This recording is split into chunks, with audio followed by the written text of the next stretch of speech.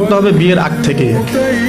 প্রথম যে চিন্তাটা করতে হবে সেটা হলো যে আপনি যদি অবিবাহিত হয়ে থাকেন তাহলে আপনি কিছুটা লাভবান এই লেকচার শোনার পর। আর যদি আপনি বিবাহিত হয়ে থাকেন তাহলে আপনাকে আবার রিফর্ম করতে হবে চিন্তাটাকে। যদি এই লেকচারের কোনো একটা পার্টের সাথে আপনার কিছু গ্যাপ থেকে যায় তাহলে ওই জায়গাটা আপনাকে রিফর্ম করতে হবে, আবার আপনাকে একটু কাজ বেশি করতে হবে আপনাকে। আর যারা বিয়ে করেন নাই এখনো তারা বেশ লাভবান এখন, বোথ আমাদের সিস্টার্স এবং ব্রাদার্স। তো প্রথম জায়গাটা হচ্ছে যে আমাদের চিন্তাটা হবে এমন, যদি আমরা অবিবাহিত হয়ে থাকি, যে আমার লাইফের একটা এইম আছে, একটা এম্বিশন আছে। সেকুলার কনসেপ্টের এম্বিশন হচ্ছে দুনিয়া, আর আমার এম্বিশন হচ্ছে আমি দুনিয়ার কল্যাণ চাই কিন্তু পরকালীন মুক্তি চাই।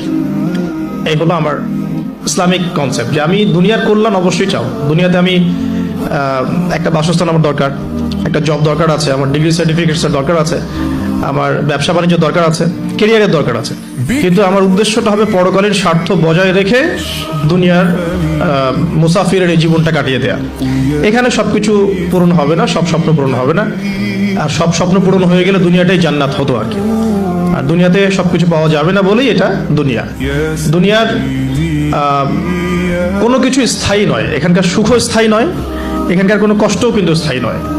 যে কোনো সিচুয়েশনই পড়ি না কেন চিন্তা করবো যে এটা স্থায়ী নয়, এটা চলে যাবে, হোক কষ্ট অথবা সুখ। আর এর এক্সাম্পল তো নবী সাল্লাল্লাহু আলাইহি ওয়াসাল্লাম দিয়েছেন, ওই যে মৃত গাধার সাথে। তোমরা কি কেউ 1 দিরহামের বিনিময়ে এই গাধা ক্রয় করবে? সাহাবীরা বলছেন যে 1 দিরহাম কেন, বিনামূল্যে দিলেও কেউ ক্রয় করবে না। আল্লাহ রাব্বুল আলামিনের কাছে দুনিয়ার মূল্য এতটুকুই। অন্য হাদিসে এসেছে যদি একটা মাছির ডানার পরিমাণও মূল্য থাকতো দুনিয়ার আল্লাহর কাছে, আল্লাহ পাক কাফের মুশরিকদেরকে 1 ফোঁটা পানি পান করতে দিতেন না। আবার আরেকটা হাদিস এসেছে আঙ্গুল চুবিয়ে দেওয়ার কথা মহাসাগরের মধ্যে, সেখানে আঙ্গুল বের করলে যতটুকু লেগে থাকে হাতে সেটা হলো দুনিয়া, বাকিটা পরকাল। সো একজন স্মার্ট মানুষ, হিউম্যান বিং বা মুসলিম, সে কখনোই দুনিয়ার স্বার্থটাকে মুখ্য করে দেখবে না। তো আমরা যদি ইসলামিক আইডিওলজি নিয়ে চলাফেরা করি, আমরা দুনিয়ার কল্যাণটা চাবো কিন্তু পরকালের মুক্তি নিশ্চিত করতে হবে। তো প্রথম কথা কি, concept of the ambition of লাইফটা ঠিক করতে হবে।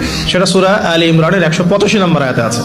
আল্লাহ রাব্বুল আলামিন বলেছেন, বা'দা আউযু বিল্লাহি মিনাশ শাইতানির রাজিম, ফামান যুহযিহা আনিন নার ওয়া উদখিলাল জান্নাতা ফাকাদ ফাজ।